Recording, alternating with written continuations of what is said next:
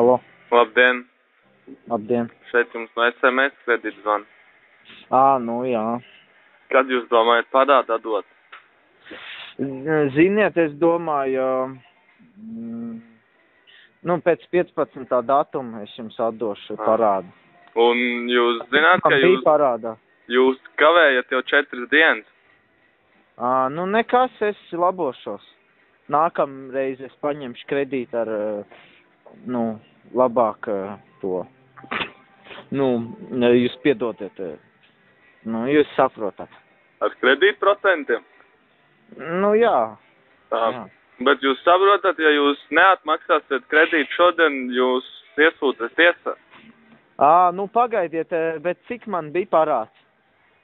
Jūs paņēmāt 50 lats un par šīm 4 dienām uzaugat 350. Es tūlīt pagaidiet, tev nav 350 lats, man šodien parāds jādod.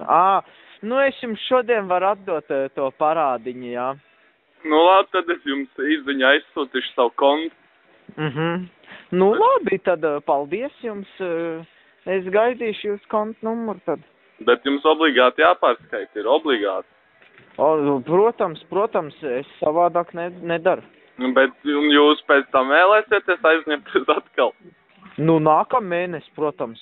Man taču jauns dīvāns jāpērk.